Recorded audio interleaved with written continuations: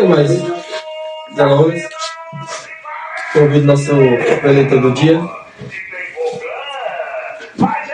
Está à frente, vamos orar. Você não Gustavo. Na sua cabeça, irmãos, feche seus olhos. Vamos orar mais uma vez. Deus, nós te pedimos, Senhor. Te pedimos que teu Espírito, Pai, venha cobrir o nosso irmão, venha guiar nessa manhã. Não apenas nesse momento, Pai, não apenas nesse breve tempo, mas em toda a sua vida, Pai. Em toda a sua caminhada aqui na terra. Em toda a sua eternidade também no céu, Pai. Te peço, Senhor, que a tua palavra tenha penetrado no coração dele. Que a tua palavra, Pai, tenha fixado em sua mente. Que a palavra, Pai, que saia da boca dele não seja dele, Pai, mas do Senhor. Que seja verdadeiramente a palavra do Senhor, assim como eu creio, Pai, que seja. Te peço, Pai, guie-o nessa manhã. Dai a capacidade, Pai, o discernimento necessário para hoje, para a sua vida, para toda a sua casa, Pai. Te peço, Pai, isso, no nome santo de Jesus. Amém. Amém. Graças a Deus, irmãos. Amém. Bom dia. Bom dia. Irmãos, grato a Deus pela sua oportunidade. Peço aos irmãos que abram vossas Bíblias no livro de Gênesis, capítulo 30. Amém.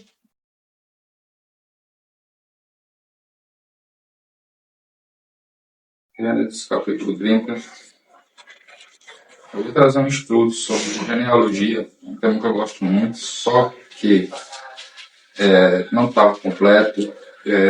E hoje de manhã eu já tinha esse estudo aqui pronto e me senti um pouco mais à vontade, né, de trazer ele. E é isso. O tema do nosso estudo hoje pela manhã vai ser a idolatria de Raquel. Eu gostaria de falar com os irmãos acerca desse tema. E como Raquel, né, esposa do nosso irmão Jacó, ela colocou o ganho de filhos, né, ter filhos acima de tudo, e como isso prejudicou a sua vida, né, e algumas lições que a gente pode tirar disso. Gênesis 30, a partir do versículo 1, somente o versículo 1 mesmo.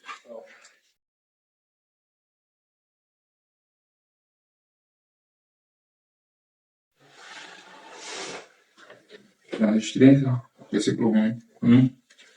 Vamos ler todo mundo junto? Amém, irmãos? Amém. Já falaram. Quando Raquel viu que não dava filhos a Jacó, teve ciúmes da sua irmã e disse a Jacó: dá-me filhos, ao trabalho e morrerei. Amém, irmãos? Amém. Antes da gente entrar aqui no tema, eu gostaria de fazer uma breve introdução, explicar, né, quem é Jacó, quem é Raquel, como foi que essa história chegou até aqui. Irmãos, a Bíblia vai nos contar que Deus ele chama, né, o nosso irmão Abraão, o primeiro patriarca, né, a terra de Ur dos Caldeus, ele manda sair da sua terra, da sua parentela, manda ele ir para uma terra a qual ele mostraria, que seria a terra de Canaã. Chegando lá, né, Deus ele faz a promessa que ele seria pai de multidões, pai de grandes nações, e Deus ele promete a Abraão um filho. E esse filho viria a ser o cumprimento da promessa, porque Deus havia estabelecido um plano de salvação que viria da linhagem de Sete, né, para poder chegar no Messias. E para isso ele escolhe nosso irmão Abraão para poder dar continuidade a esse plano. Quando Deus ele fala com Abraão que ele seria pai de multidões, ele não se refere apenas ao povo santo. Abraão ele vai ser pai, primeiramente, de Ismael, né, que vai ser o primeiro filho que Abraão vai ter com sua serva egípcia Agar, e o segundo vai ser o filho da promessa, que seria o nosso irmão Isaac. Depois desses dois filhos, a gente tem mais os 6 filhos de Quetura. Né? Gênesis 25 vai contar que após a morte de Sara, né, Abraão pega Quetura como esposa. O livro de Crônicas, 1 Crônicas, se não me engano, fala que ela era a concubina de Abraão. E Abraão vai gerar Joxã, Zinram, Midam, Midian, Sua e Isbaque, que são os 6 filhos de Quetura.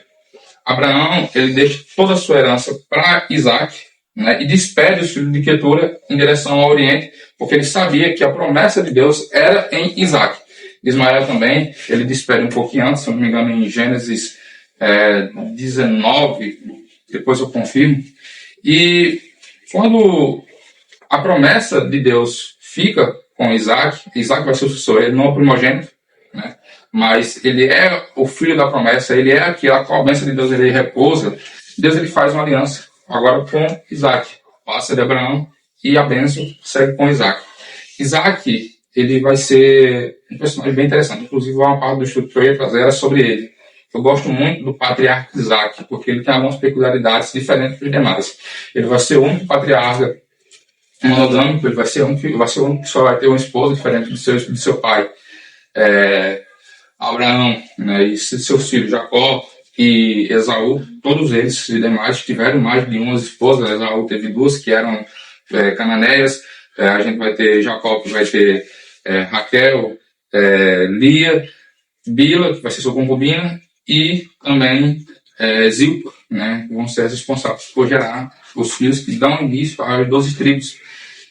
Isaac, ele é um filho obediente ao pai. A gente vê que quando, ali em Gênesis 22, quando Deus pede que Abraão sacrifique seu filho, como prova de fidelidade, né, como para provar Abraão ali, a gente vê Abraão indo até o monte, e chegando lá, Isaac pergunta: pai, vem isso aí, sacrifício, é uma coisa que eles já costumavam fazer. Pai, a gente já tem a lenha e a gente já tem o altar. Agora, onde está o carneiro? Abraão, com fé, Deus proverá para si o carneiro, né? Já falando também, né, de Cristo futuramente. E quando eles chegam lá no altar, Isaac não vê nenhum carneiro, ele se deita. Aí Abraão vai dizer: meu filho, você vai ser sobre você sacrifício. E a gente não vê no relato bíblico nenhum tipo de resistência da parte do nosso irmão Isaac. E isso é legal, porque mostra que Isaac também era submisso ao seu pai, era um filho obediente. Deus vai providenciar o carneiro, que a gente conhece. Ok, a gente vai dar uma pausazinha. Em Gênesis 24, a gente vai ver Isaac aparecendo novamente. Abraão, com medo de Isaac se casar com mulheres das terras dos cananeus, né, porque ele sabia que isso era danoso, ele manda o seu servo Damasceno Eliezer ir buscar na casa dos seus pais, na casa do seu irmão, uma esposa para Isaac. Essa esposa vai ser nossa irmã Rebeca. Ela tem um irmão chamado Labão. Daqui a pouco a gente vai ouvir um pouquinho sobre ele também.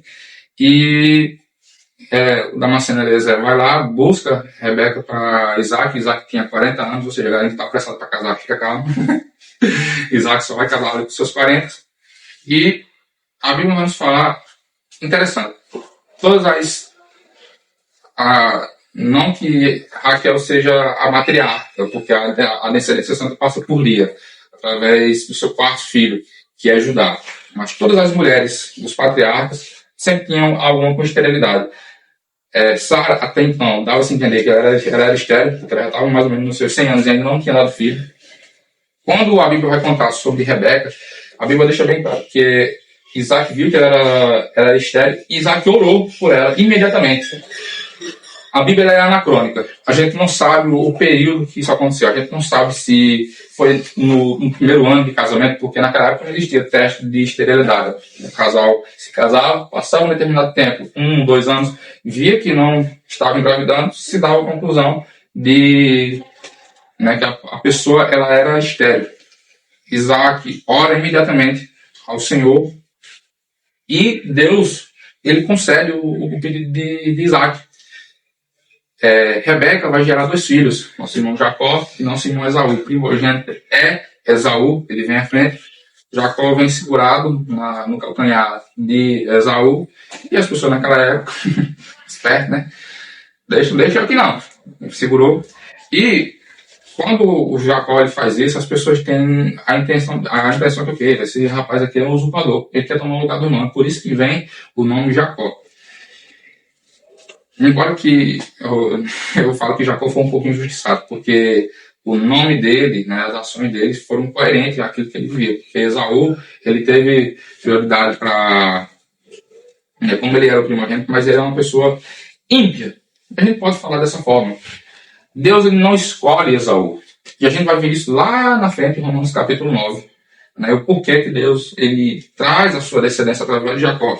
E fazendo um paralelo com Romanos 9, e o texto de Gênesis, a gente vê que Deus ele usa essa esperteza de Jacó. Não é ilícita o fato de Jacó querer a primogenitura, o fato de Jacó fazer aquela proposta, Esaú desprezou sim a sua primogenitura, trocando ela por um fato de lentilha. Então, em breve resumo, Jacó, ele, por ser mais franzino do que seu irmão Esaú era um homem de caça, ele era uma pessoa que era mais forte, era mais peludo, e Jacó era mais franzino, ele ficava mais em casa com sua mãe, aparentemente sabia cozinhar, porque pensa no cozinhar de lentilha que vale a primogenitura, devia ser muito bom. O homem era excelente cozinheiro. Esaú chega um dia de uma caçada, chega morto de fome, e Jacó, querendo ter a primogenitura, porque o filho que não fazia parte da promessa de Deus, ele não recebeu uma bênção específica para ele. E naquela época, tinha-se um entendimento, e era verídico, que as pessoas que recebiam uma bênção de Deus, elas eram abençoadas. Abraão foi muito abençoado, porque ele conseguiu enriquecer muito. Isaac foi muito abençoado. Se você for pegar ali os textos de Gênesis, se não me engano, 24, 23, por ali, você vai ver que Isaac ele prospera muito bem ali perto dos filisteus. Ele cava fossos, ele enriquece ao ponto dos reis dizerem: esse é a parte de nós, porque ele está enriquecendo demais. E depois eles vão lá fazer aliança com Isaac, para que Isaac não, porque ele tinha crescido tanto em número de riqueza, quanto em número de servos, e os reis começaram a ficar com medo dele. Eu esqueci o nome do rei, se era Abimeleque, acho que era Abimeleque. Isaac é rico, e Jacó sabia que se ele não pegasse uma primogenitura, uma bênção para ele, ele não iria prosperar na vida. Imagina uma pessoa que já nasceu fadado, como segundo, já nasce como nome de ladrão, de usurpador, e ainda crescer sem uma bênção. Jacó ele valorizou aquilo que Esaú não estava valorizando. A gente vê que Jacó, juntamente com sua mãe Raquel, fazem uma estratégia. Isaac, essa parte eu acho engraçada, porque Isaac dá uma morredeira. Ele chega na parte, a gente tem uma pontazinha para chegar nesse número. Isaac, quando Jacó ele sai de casa, ele tem mais ou menos 137 anos. 137 anos. E o nosso irmão Jacó, aí a gente olha para os desenhos bíblicos, a gente pensa que Jacó é um adolescente, o camarada tem 77, viu? Quando ele saiu de casa. Então, Jacó ele tinha 77 anos. Como é que a gente faz essa conta? Vou fazer aqui rapidinho, porque é legal, é até exclusivo para a gente aprender. Naquela época você era adolescente. Naquela época ele era adolescente. Na teoria. 77 tá na flor da idade. 77 não significa 7, ó. Não, é 77 mesmo. Então, como é que a gente faz para saber desse número? A gente precisa ir lá para frente. Gênesis 40, Gênesis 49. Lá com o nosso irmão José. Por quê? O cálculo é feito de trás para frente. A gente vai chegar em Raquel, irmãos. Aqui é só para contextualizar. O nosso irmão José, quando ele assume o poder do Egito, ele assume com 30 anos. Passam-se os 7 anos de fartura, mais 2 anos de fome. A gente vai ter 9 anos ali. Nesse período de 9 anos é que Jacó e sua família vai até o Egito, para poder buscar comida. A Bíblia nos conta que Jacó chega ao Egito com 130 anos. E aí, como a gente faz a conta que José se assumiu com 30 e passou 9 anos, a gente faz a conta que José tinha 39 anos quando Jacó, seu pai, chegou lá no Egito, Ele já tinha trazido, passou aquele negócio lá com Benjamim, a reconciliação com os irmãos. José tinha 39, Abraão tinha 130. Quando Abraão teve Moisés, teve José, ele tinha passado 14 anos trabalhando para Labão. Então é só você pegar a idade de José, 39, menos 130, você vai chegar na idade de 91. Quando Jacó teve José, ele tinha 91 anos. Você subtrai 14 desses que foram os anos que ele trabalhou para Labão, e aí você descobre a idade que ele tinha quando ele saiu de casa. Por isso que é 77. 71 menos 91 menos 14 dá 77. Então, é interessante também a gente reparar nesse detalhe bíblico, porque esses números, fulano tinha tantos anos, fulano morreu com quantos anos, isso serve para a gente se orientar. As genealogias trazem essas informações, não são por acaso. Eu fico um pouquinho meio rançoso quando a pessoa diz: não, a gente vai falar sobre o estudo bíblico. a gente lê a Bíblia e tudo mais. Eu sei que tem a parte da genealogia que são um pouquinho chatas. Não são. A genealogia, ela, inclusive, na teologia, a genealogia de Jesus a gente chama do fio vermelho, né? De Sete até Adão, que é a bifurcação ali nos filhos de Salomão, porque um vai fazer a descendência de Maria, outro vai fazer a descendência de José, mas eu não vou entrar muito nisso, não. Nosso irmão Jacó sai de casa com 77 anos, Isaac manda ele, né? Não é que ele fugiu de casa, Isaac manda ele até o Labão, para que ele tomasse esposa, porque ele ficasse lá, porque até que seu irmão Esaú ficar virado. Chegando lá, ele vai chegar lá, né, era a época dos pastoreiros. Quando ele chega lá, ele vai ver os pastores se não me engano, de Arã, de Padã e Arã, e ele vai falar: ei, vocês conhecem Labão? Eles dizem: não, conhecemos. E isso aí tá bem? Tá, ali ó, sua filha Raquel, tá vindo aí com as ovelhas. Nosso irmãozinho de 77 anos, para mostrar o braço. O que é que ele se dispõe? Ele tira a pedra que estava em cima do poço e fala com Raquel, descobre que ela era filha de Labão, e ele se apaixona por ela. Ele gosta, a vista. E aí Raquel corre, né, até nosso irmão Labão. Chegando lá, ele anuncia, e Labão diz: não, traz pra cá. Chegando lá, ele conversa. E quando Jacó ele chega na casa de Labão, ele vai pedir, né, ele vai se interessou por Raquel. Só que uma coisa que Jacó ele sai de casa, irmão, e aí isso aí traz uma liçãozinha para nós, ó, barbudo, que é o quê? Ele sai de casa, ele já está numa idade um pouquinho avançada, e ele pretende se casar. Só que ele sai de casa liso. Liso, irmão, mas liso. Não tinha nada, ele não havia recebido a herança do seu pai. Né? Mesmo ele sendo o da primogenitura, ele não, só se herdava de pai depois que ele morria. A herança era dividida depois da morte do pai, ou então o pai podia dar em vida também, mas isso não havia acontecido. Jacó chega lá com a cara e a coragem para falar com Labão. E aí, interessante que quem faz a proposta dos 7 anos de trabalhar não é Labão para Jacó. É Jacó que faz a proposta dos 7 anos para Labão, porque ele sabe que precisa de um dote. Então, Jacó era um homem consciente. Ele fala em casamento a Raquel, e ele fala o seguinte: ó, eu vou trabalhar 7 anos por ela. Ou seja, 7 anos de serviço, a qual ele não iria receber o salário, provavelmente só iria receber o de comer e ficar ali na habitação e tudo mais, que já é bom, porque hoje em dia a comida e a habitação é caro. Se a gente for fazendo o poder de Deus, ele não fez um mau negócio. Trabalhou, saiu no louco, não. Mas ele não estava juntando riqueza para si. E ele decide passar esses 7 anos trabalhando para conseguir Raquel. Só que a Bíblia vai nos contar que Raquel tem outra irmã, chamada Lia, ou Leia, tanto faz. No grego. As duas palavras estão certas, porque são gregas, aí a gente faz a tradução. Mas Jacó, Labão tinha outra filha, mais velha, chamada Lia. A Bíblia vai nos dizer que ela tenra de olhos. Alguns dizem que ela tinha algum defeito na vista, alguma doença. Uma coisa que eu sei, feia ela não é não, porque Jacó teve 6 filhos com ela, então feia ela não era. Mas a Bíblia vai nos dizer que... Vai confundir ela com Raquel, né, que Jacó disse que ela era bonita. No dia que eles trocaram, ele conseguiu confundir ela com Raquel. Mesmo você estando cheio do vinho, mesmo numa tenda escura, tem diferença. Então ela não era tão distante de Raquel, não. Ela vai falar.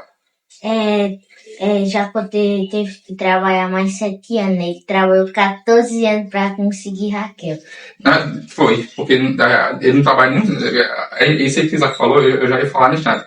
Ele trabalhou 7 anos por Raquel. Aí, quando foi o dia do casamento, Labão muito esperto. Irmão, entenda uma coisa.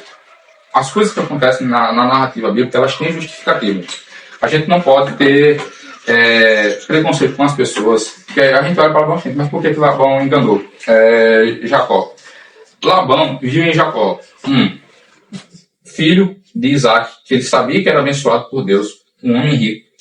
Viu em Jacó uma pessoa que trabalhava, viu ele trabalhando 7 anos ali e disse: rapaz, então, inclusive tinha muito essa questão de trazer casamentos com a família para preservar o sangue da família, o sangue real. E Labão pensa: cara, eu vou matar 2 coelhos com uma cajadada só. Porque, e Abraão, a gente lembra que o irmão falou sobre leis. o nosso irmão Labão, ele usou um artifício da lei daquela época, que era o quê? Não se casa a mais nova antes de casar a mais velha. Era um contrato, né? Era um costume cultural daquela época. No dia do casamento de Jacó, ele trabalha 7 anos, vai lá, por isso que é ruim a bebida. Olha o que aconteceu. No dia de se, né, consumar o casamento, vai lá pra tenda. Quando ele acorda, em vez de olhar pro lado, em vez de estar Raquel, adivinha quem tá? Lia.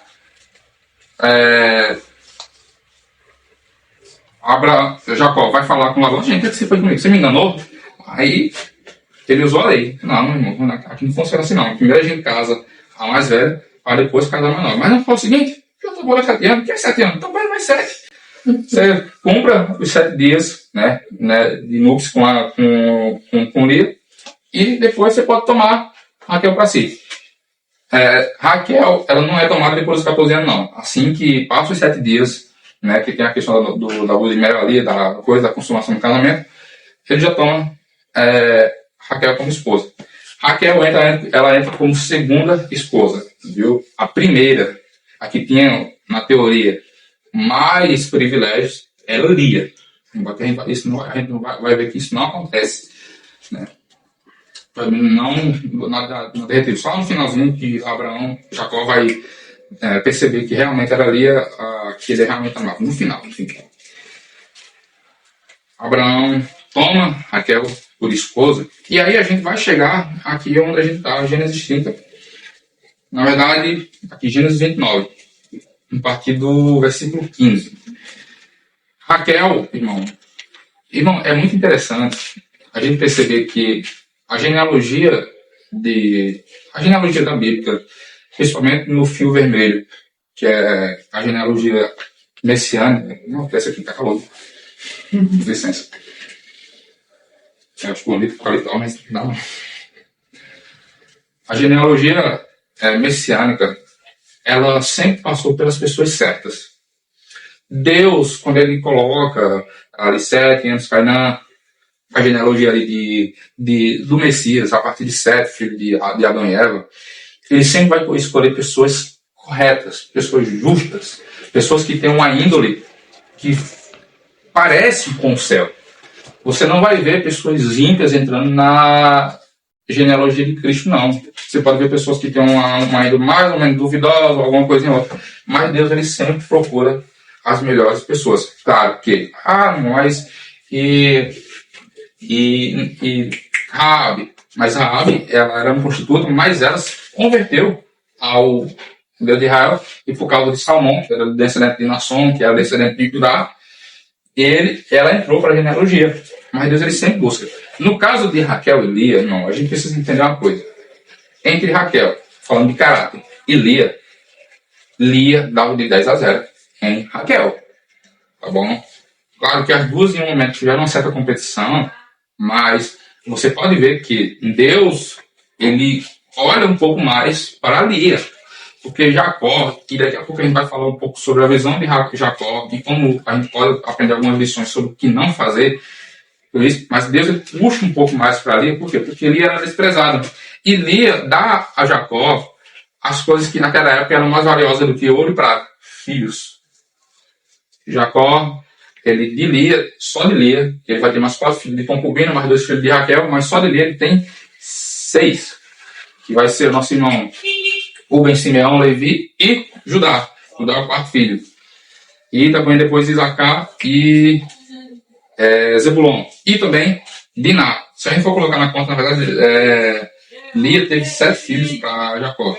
E ainda assim, Jacó conseguia puxar mais essa sardinha para nossa irmã Raquel.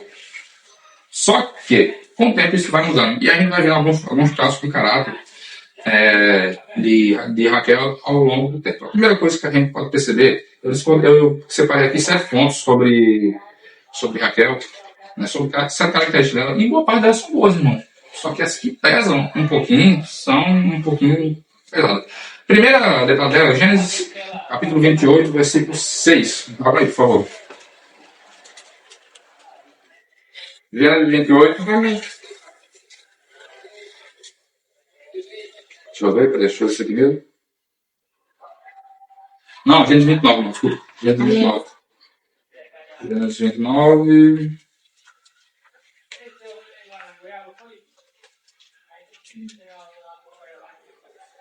Isso. Versículo 6. Vamos ler? Jacó perguntou ainda: ele vai bem? Se referindo a Labão. E eles responderam: sim, vai bem. Olhe Raquel, a filha dele, vem vindo ali com ovelhas. E ainda em pleno dia não é tempo de recolher os rebanhos. Dei-lhe beber as ovelhas e vão apacentá-las. Aí os caras lá responderam: mas não podemos. Não podemos, enquanto não se juntarem todos os rebanhos e seja removida a pedra da boca do poço, onde temos de beber as ovelhas. Vamos parar por aqui. Quando o Jacó ele conhece Raquel, a primeira característica que ele olha em Raquel é o quê? Parecido com sua tia Rebeca, mulher de Isaac. Ela estava trabalhando. A primeira característica que a gente tem de informação na Bíblia sobre Raquel é que ela era uma moça que trabalhava, ela apacentava as ovelhas.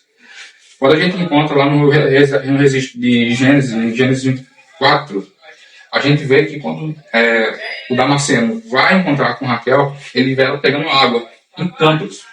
Não, aqueles cântaros eram um jarro de 200 litros. Então, a mulher naquela época trabalhava. E isso era uma qualidade, isso era virtuoso para elas.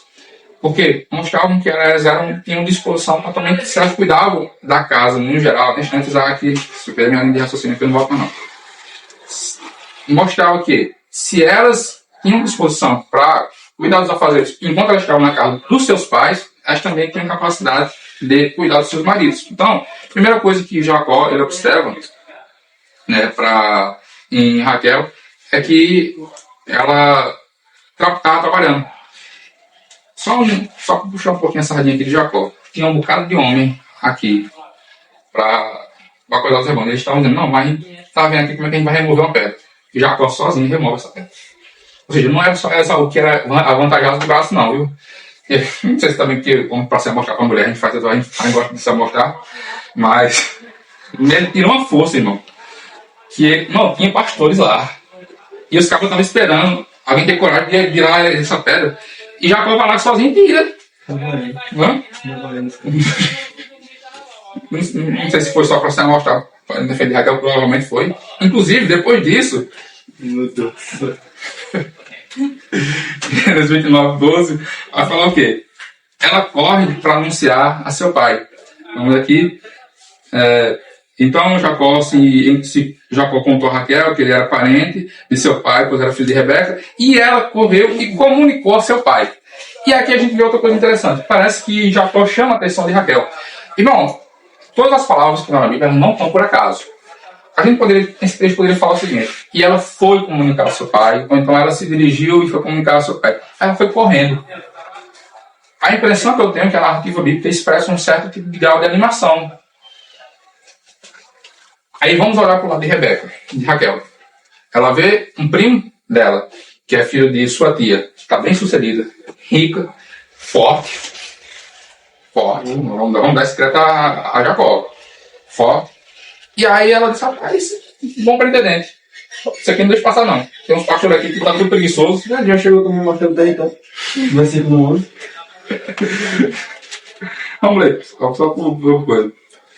Vamos lá. E feito isso, Jacó beijou Raquel e ergueu a voz e chorou. O mal viu a mulher, levantou a pedra e já. E não aqui viu Raquel, enfim. O homem queria marcar território. Então, mas aqui a gente sabe que o beijo, irmão, beijo na testa é um sinal de respeito, né? De coisa, não era nada afetuoso, não. Então, ela corre para avisar seu pai. Jacó também observa isso, né? Gênesis 29, versículo 31, vai nos contar que Gênesis 29, 31, aqui Jacó já tem casado com as duas e ele observa como o trato de Jacó para com Lia.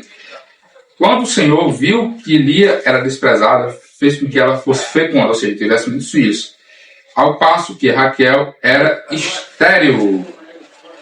A gente percebe que Deus, ele tenta mostrar a Jacó que Lia, ela era a mulher que iria gerar bons filhos, embora que Simeão, Rúben e Levi vão dar um pouquinho de trabalho, porque Simeão vai casar com as filhas do seu pai e tudo mais, mas a gente está falando aqui mais de Judá, né? E Diná também, que Diná não tem nada a ver com os outros irmãos. Mas a mulher a qual iria ser mais desprezada era aquela que iria passar a descendência santa. E o que é que Deus faz? Pega ali, favorece ela, dando-lhe filhos, e a Raquel ele fecha a madre. Mas Gustavo, como é que você sabe que foi Deus que fechou a madre de Raquel? Bom, por um motivo muito simples. Raquel só vai ter filhos para necessidade do todo.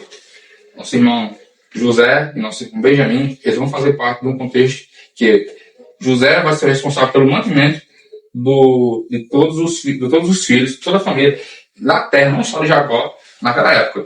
Então, a gente lembra também que é parecido um pouco com a história da nossa irmã Ana, ali em 1 Samuel capítulo 1. E aqui a gente pode tirar uma lição, que é o quê? Deus, irmãos, ele não nos abençoa para os nossos prazeres. Deus, ele não nos abençoa para nós mesmos. Deus, ele abençoa a gente, ele nos dá as coisas que nos aproximam dele, que fazem parte do plano dele e que nos levam em direção a ele. A gente olha para a história de Ana e a gente vê uma mulher que era estéril, por causa da sua esterilidade, entra Penina, porque Ana era a esposa principal, mas Penina tem que entrar por causa que ela era estéril e ela não dava filho, e Elcana, né, para dar procedência à sua linhagem. Ele casa com Penina, a gente vê Penina arruaçando ela, né, enchendo o saco, e a gente vê Deus, Deus, você não está vendo isso aqui não? Por que o Senhor está permitindo? Por que o Senhor está olhando para Ana? Você está vendo que ela é sincera, é a certa da história, e está permitindo ela passar por tudo isso? É porque Deus, é como se Deus estivesse conversando com a gente. Ele disse assim: meu filho, é o seguinte, eu não queria dar para Ana um filho, eu queria dar um sacerdote para o meu povo. E, consequentemente, um filho para ela. Irmão, nós jovens, a gente tem um grau de ansiedade para algumas coisas que às vezes assusta. Tá bom?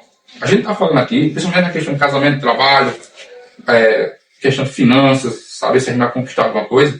Irmãos, entendam uma coisa. E isso, quanto mais cedo a gente aprende, mais fácil, sim, mais fácil fica a gente lidar. As coisas elas vão vir para nossas mãos se forem para glorificar a Deus, para exaltar o nome de Deus, e no tempo que Deus determinar que isso é oportuno.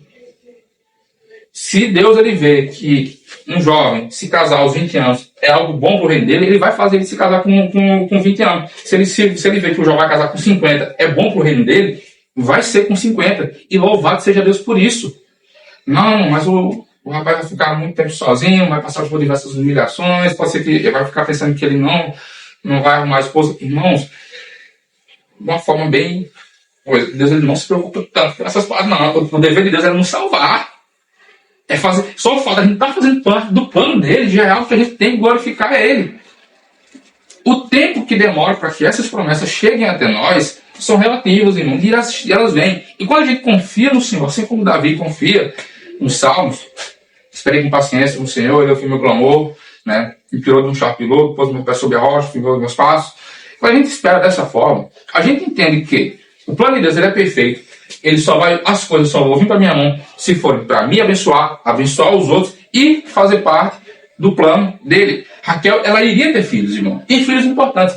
Inclusive, mesmo Raquel tendo alguns caras que a gente vai apontar aqui nesse canto, o filho dela, o José, vai ser o mais importante da narrativa bíblica. Tanto é que a partir do Gênesis 35, se eu não me engano, deixa eu ver aqui.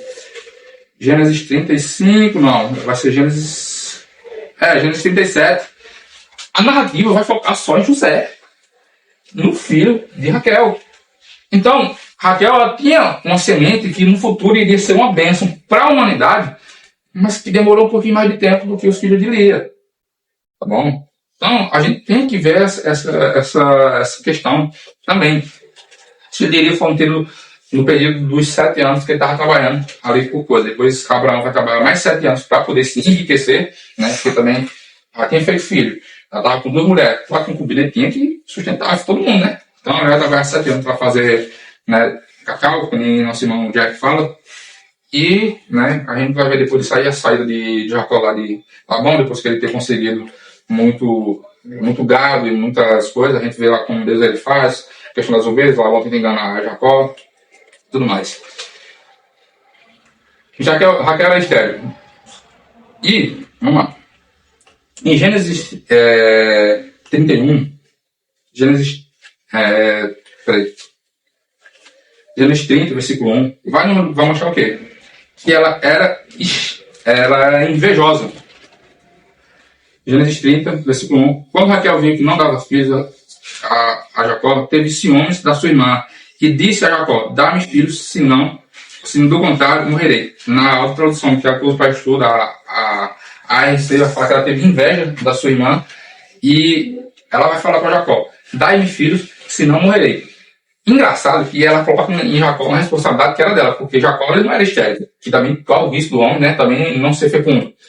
Jacó já tinha tido 4 com Lia, mais alguns mais na frente vai ter mais algum com Bila. Então o problema estava em Raquel, e ela coloca a culpa em Jacó, ou seja, ela é invejosa, ela traz algo lá na nossa irmãzinha Eva, que é o quê? Passa a culpa que estava em si para quem está mais próximo. Tu é tu, que eu não tenho filho. Dá-me filho, pai.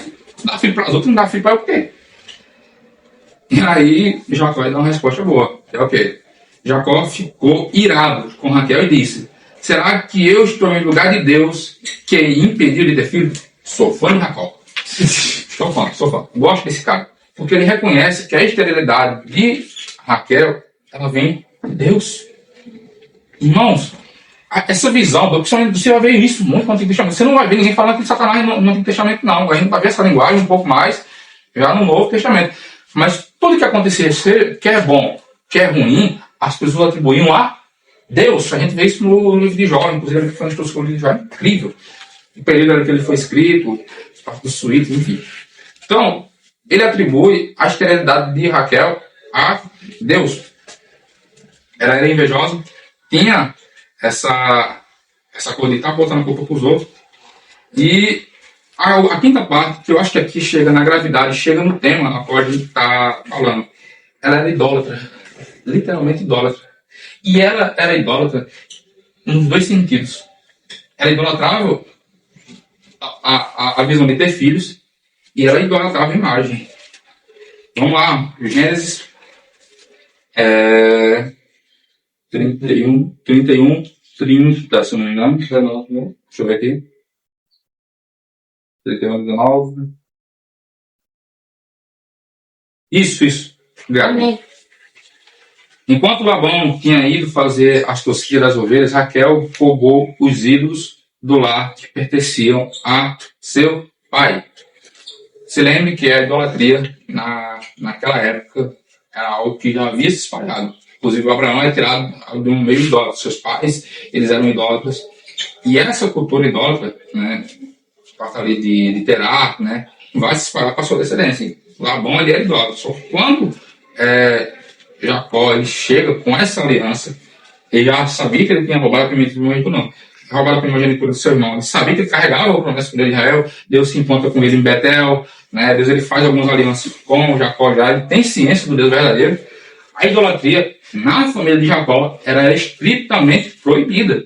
Por mais que os 10 mandamentos eles não tivessem sido lançados ainda, né? Só mais de 400 anos depois, mais ou menos 450, mais ou menos. Por aí. 450. Deus, quem fazia aliança com Deus sabia que ele não poderia ter outros deuses além do Deus verdadeiro. Jacó, Abraão, ele era monoteísta. Isaac, ele era monoteísta, ele não adora outro Deus. E Jacó também é monoteísta. E aí vem Raquel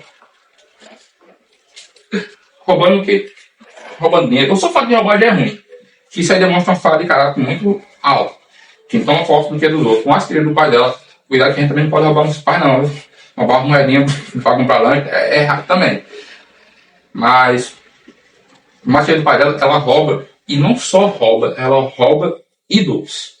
A gente está construindo a imagem aqui de Raquel, irmãos. tá bom? Ela tem algumas características boas? Tem, mas o caráter dela é um pouquinho pesado. Então, ela rouba os ídolos dos seus pais. E, irmão, é muito interessante a gente ver essa questão de idolatria na Bíblia, porque não é só sobre imagem de escultura. Não é você pegar um boneco, uma imagem de escultura, que nem naquele lá. Acho que foi David que perguntou para Maria que se eu conseguia fazer uma escultura de Dario.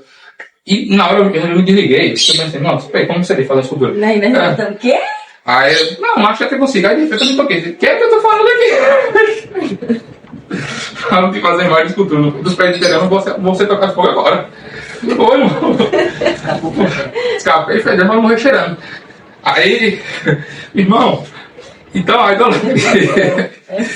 idolatria não é só você pegar um pedaço de pau, que nem vai falar Isaías. Interessante, a idolatria é um negócio tão pesado que em Isaías, se não me engano, 50 e pouco, Deus tira onda de quem faz idolatria. Vocês pegam um pau, vocês cortam o pedaço dele para queimar, para fazer comida, aí outro pedaço vocês vão lá, esculpem um ídolo, e agora vocês se curvam dele, botam ele na sua frente e se curvam e digam, agora você é meu Deus. Deus ele tira onda. É quase que uma sátira que Deus ele faz com pessoal. Então, vocês são burros, porque a mesma madeira que vocês usam para queimar, para comer, vocês pegam essa mesma madeira e transformam em ídolo. Hoje em dia tem muita ídolo de gesso, tem principalmente de gesso, né? O pessoal faz muito, que é mais fácil de trabalhar também. Não que eu saiba, eu não ando fazendo ídolo, não. Tá? Deixa eu me defender aqui. Brincadeira. Mas já Raquel tinha um ídolo que era muito mais danoso do que esses ídolos que ele havia roubado do seu pai, que era o quê? Os ídolos do coração. Irmão, e aqui onde todos nós podemos correr o risco de estar sendo idólatras, mesmo servindo a Deus. O que são ídolos do coração? São coisas, irmãos, que a gente coloca no nosso coração e a gente tem um hiperfoco. Não é isso? Jogador, anime, desenho, filme. Exatamente, irmão. Casar, jovens, irmão, a gente tem que bater muito nessa década, na nossa coisa. Tem muitos jovens que tem hiperfoco em casamento, foco em sua vida só nisso.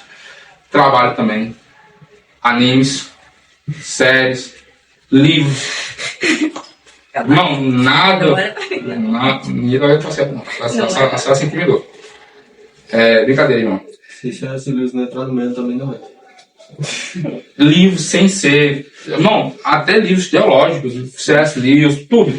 Se a gente tem um foco demais nessas coisas, a ponto de isso consumir nosso tempo, consumir o nosso coração, a gente só focar naquilo, a gente só pensar naquilo, é um ídolo.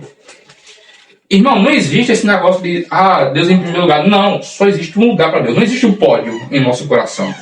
Não é como se tivesse um primeiro lugar. Não, eu boto Deus aqui, animes em segundo. Não, boto Deus aqui, família, anime, ou então, Deus aqui, família, casamento. Não, Deus, ele é o único que deve ocupar o nosso coração. Essas demais coisas são passatempos, são supérfluos, e a gente consegue viver sem isso. Tá bom? Uma forma fácil de identificar um ídolo é se você perguntar à pessoa, se você tirar isso hoje da sua vida, se você eliminar totalmente, você consegue viver bem? Se alguém me falar aqui hoje, Gustavo, se eu disser que você nunca vai casar, se você nunca vai ter família, você nunca vai ter filhos, você consegue viver bem? Eu, em meu coração, eu posso ter que dizer, não, eu tenho Deus, eu posso passar isso por isso tranquilo. Se eu disser hoje para Maria, se eu tirar os animes da sua vida, se ela só nunca mais vai poder assistir anime, nunca mais, nem anime, nem mangá, nem qualquer coisa relacionada, ela só vai conseguir viver bem? Olha os olhos enchendo d'água. Então, não é brincadeira, irmão. A gente tem que dizer sim. Agora, a única coisa que nós... Se alguém disser, Gustavo, se eu tirar Deus da sua vida, se eu tirar Cristo da sua vida, você consegue viver? Não, não dá não. Não dá. Morremos com Cristo também, que viveremos. Irmão, se tirarmos Cristo de nós, aí sim a gente pode morrer. A nossa vida perde o sentido. É a única coisa, irmão, que a gente pode dizer que se tirar do nosso coração, a nossa vida perde o sentido. Qual é o sentido da vida sem Cristo, irmãos? Eu não consigo ver. Porque se você me disser hoje, Gustavo, acabou esse negócio de cristianismo, eu descobri que Cristo é uma fantasia, assim, por mais que não, eu posso lançar no buraco e morrer, tranquilo, porque a vida acaba.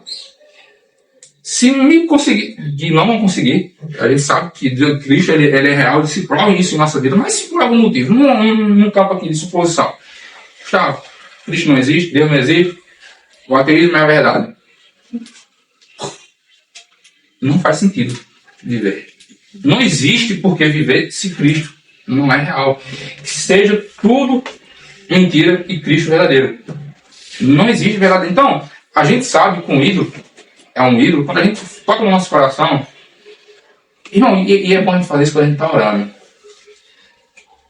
Tentem fazer, dizendo: Deus, pode tirar os meus maiores desejos. E você vai sentir um apertozinho. Deus, pode tirar isso. Vá naquilo que você sabe que você mais quer. E se quando você for orar, dizendo: Deus, eu não importa se eu me der ou não, eu vou ficar bem. Se você sentir um apertozinho no seu peito, tem alguma coisa presa ainda. E você precisa orar: Deus, tira isso de mim. Porque a única coisa que eu tenho que ser eternamente, e dó que a palavra enfim, mas fiel, devoto, é o Senhor. A única coisa que nós temos permissão, irmão, de adorar sem cessar, de ser o foco da nossa vida, de morrer e viver por é Cristo. Qualquer outra coisa que entre, e muitas das vezes, irmão, a gente extrai essa lição de Raquel. Quando nós focamos demais em uma coisa, Deus normalmente atrasa ela. É a forma de Deus lutar contra os nossos ídolos. Lutar não, já venceu já. Mas é a forma de Deus dizer: eu não vou dividir espaço com o teu ídolo. Eu não vou lhe dar isso porque eu sei que vai competir comigo. Eu não vou lhe dar um trabalho que você está me pedindo porque eu sei que quando você estiver lá, ele vai ter que competir comigo. Você vai ter que arrumar mais tempo para um trabalho para mim. Não. O trabalho é em segundo plano. Ele é em último plano. Eu sou o foco. Inclusive, lá no teu trabalho, você vai ter que me adorar. Feliz em não receber isso porque pediste mal para gastares em seus próprios prazeres. Tiago fala. Deus, ele sabe, irmão, quando a gente está pedindo alguma coisa sincera a ele. Deus, ele sabe. Nós cometemos isso ontem no carro. A gente tinha comentado isso ontem no carro. Deus, ele sabe quando a gente está pedindo algo para o rei e não para nós. Quando o Ana mudou a oração dela: Senhor, se você me der um filho, eu vou entregar ele à casa do Senhor. E ela falou isso por sinceridade. Deus, ele viu. Uma hora, filho. Pode comprar o teste de gravidez amanhã aqui, ó. Sucesso. Provei. Mas enquanto ela estava querendo um filho, para mostrar a Penina, que ela tinha, que ela era mãe também, que ela podia gerar.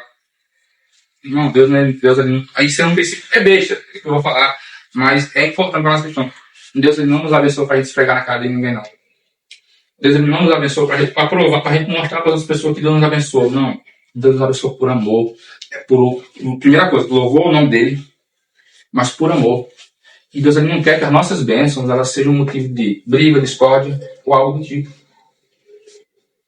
Ela era idólatra, ela rouba os filhos do seu pai, ela mente para o seu pai e, por fim, Gênesis 35, versículo 16 ao 18, para a gente terminar. Não estou sem hora. Tem 7 minutos. Tá, perfeito. Glória a Deus. Gênesis 35, do 16 ao 18. Vamos ler todo mundo junto? Gênesis 35, do 16 ao 18. Isso. Partiram de Betel. Vamos lá. Partiram de Betel e, havendo ainda pequena distância para chegar a Efrata, Raquel deu à luz a um filho num parto que foi muito difícil. Em meio às dores, a parteira disse a Raquel: não tenha medo, pois você ainda terá filhos. Ao sair da minha alma, que morreu, deu ao filho o nome de Benoni, mas seu pai chamou Benjamim. Assim Raquel morreu e foi sepultada no caminho de Efrata, que é Belém. Amém. Só até aqui. Foi a até 19. Irmãos, a morte de Raquel mostrou também uma das coisas que ela era durante a sua vida. Magrada. Tá bom? Irmãos, reparem no cenário. Uma mulher que era preferida do seu marido, que ela tinha, assim como Ana, tinha de Eucana um amor. Ela tinha o amor de Jacó. Ela, por mais, ela já tinha tido filho aqui. Viu? José já estava na área. Benjamim vai ser o último filho dela. Ela já tinha cumprido o desejo do seu coração. Mas na hora de morrer, ela, em vez de dar um nome bom ao seu filho, vou chamar Benoni, que é filho da minha dor. Ou, deixa eu ver aqui. Ela tinha estado no meu Bíblia. Filho da minha tristeza. Tem até aí, né, na concordância. E Benjamim significa filho da mão direita. Filho da minha destra, filho da mão direita. Quando ela vai morrer, ela expressa que ela passou a sua vida em amargura. A competição por ter filhos com Lia, né? Acabou tomando espaço da vida dela, irmão. Irmão, isso é sério. Porque a gente não pode fazer que nem Raquel. Nós, às vezes, estamos focados demais em determinados objetivos e esquecendo de viver o quanto Deus nos abençoou. Aquela citação de Elcana, porventura não sou melhor para você que 10 filhos, ela não é errada, não, mano. Claro que tinha um contexto ali por trás, mas muitas das vezes, Deus ele nos abençoa, irmão. A gente tem saúde, a gente tem uma determinada paz, e por uma falta de uma coisa, nós jogamos tudo isso no lixo. Por falta de algo que a gente pensa que vai saciar, ou vai nos preencher, que nada preenche esse vazio, só Cristo. A gente pensa, nossa, se eu não tenho isso, eu não sou feliz. Não, nossa, você vai viver uma vida infeliz pelo resto da vida. Eu não sei qual foi o pastor, não sei se foi Hernandes, mas uma das pregações, foi algum pastor, não vou me arriscar a falar o nome não, mas ele falou, o legal da jornada até a bênção não é chegar na bênção, é a jornada. Você não tem que ser feliz quando você chegar na bênção. Não, você tem que chegar feliz na bênção. O trajeto para a gente conquistar algo, ele não pode ser pesaroso. Porque senão a nossa vida vai ser uma miséria. Porque senão a nossa vida vai ser triste. E no dia que a gente realizar, no final, a gente talvez receba uma amargura. Porque se eu não conseguir ser feliz no trajeto a chegar... Imagina só. Sou doido por um trabalho numa grande empresa. Sou doido, pronto, vou dar um exemplo. Eu tenho um sonho de trabalhar com máquina pesada, escavadeira, tudo mais, é um sonho particular meu. Imagine que até lá eu fico trabalhando, mas fico amargurado no meu trabalho. Não, eu queria estar aqui mexendo na irrigação, não, eu queria estar trabalhando em escavadeira. Nossa, passo 10 anos. E aí, daqui a 10 anos eu for amargurado, cabelo branco, que eu já tenho um bocado. Mas não cria ansiedade, chegou uma oportunidade aí, Gustavo. Apareceu uma oportunidade de trabalhar com a escavadeira. O coração não vai se alegrar naquilo, não. Eu até posso pegar, mas eu não vou desfrutar, não. Foram 10 anos de amargura, irmão. Aí você acha que o fato de um trabalho não vai conseguir curar esses 10 anos de amargura? Ah, Gustavo, mas era o trabalho dos seus sonhos. Na psicologia, nosso cérebro ele parece com uma borracha, ele absorve as coisas. É com uma bucha. Se você, para conseguir algo, o processo é muito doloroso, o seu cérebro vai associar aquilo à dor. E isso também, irmão, é um conselho para nós. Às vezes, por a gente focar demais em alguma coisa, a gente acaba futuramente estragando isso.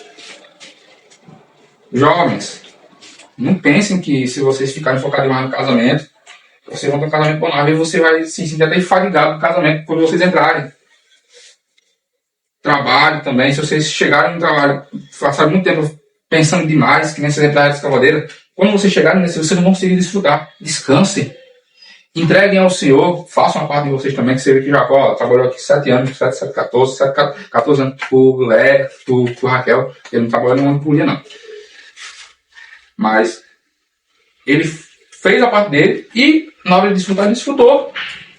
Estava casado, trabalhou mais 7 anos pelas suas coisas. A gente vê em Jacó também bons exemplos a gente a seguir. Porque Jacó ele poderia ter passado 7 anos ali de angústia. Não, a Bíblia vai nos falar que os 7 anos passaram como ó. Porque ele amava a Raquel, mas ele descansou. Senão eu vou trabalhar. Jacó não ficou ansioso. E a gente também não deve ficar. Descansem no Senhor. Descansemos, que eu também tenho que incluir. Descansemos no Senhor. As coisas vêm, a gente também precisa se preparar. Raquel, ela queria algo que estava lícito, irmão. Ela estava dentro do casamento dela, lícito ter filho. Só que muitas vezes, irmão, a gente nem se prepara. E quando eu falo isso é o quê? Irmão, é tipo você querer ter filho e você não está casado. É errado. O jovem que quer um trabalho, mas não procura se profissionalizar, é que não é uma pessoa que quer ter filho sem estar dentro do casamento.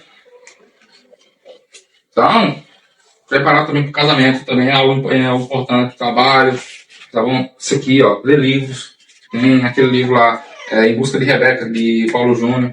Tem um também de Eliseu Rodrigues, que eu me esqueci o nome, mas que é ótimo também, que ele fala sobre esse tema. O Juliano Flávio também tem um. Então, a gente vem, irmãos, cada vez mais, tirar os ídolos do nosso coração e não focar demais em algo, porque isso pode ser destrutivo para nós. Raquel morreu em angústia, em dor, e ia amaldiçoando o filho dela. Chamando de nome. Aí Jacó disse, não, nada, meu filho, sai fora. Quem vai dar o nome é eu. Benjamim, filho da minha destra. E é isso, meus irmãos, amém? Então, peço perdão, acho que não sei se eu passei um pouquinho. Salmos 4:8, né? E paz me dei pela ocasião do sono. Que sou o Senhor da saúde. Amém. Vamos orar? Começando isso com essa palavra, depois do nosso Senhor finaliza. Nosso Deus, nosso Pai, eu te agradeço, Pai, por essa palavra que o Senhor me concedeu hoje, Pai. Peço perdão, Pai, se de alguma forma está aí, vindo irreverente, ministrei aqui ao Senhor, Pai, foi meu coração. Peço perdão, Pai. Mas se eu preguei, Pai, foi aquilo que o Senhor realmente colocou. Que essa palavra, Pai, venha ter efeito nas nossas vidas. Que não venham ser palavras vazias, jogadas ao vento, ao léu. Senhor, abençoa, Pai. Nos abençoa, Pai. Nos guarda, nos livra, nos protege de todo mal. É isso que nós pedimos, Pai. Guarda essas palavras no nosso coração, em nome do Filho amado Jesus. Amém. Amém.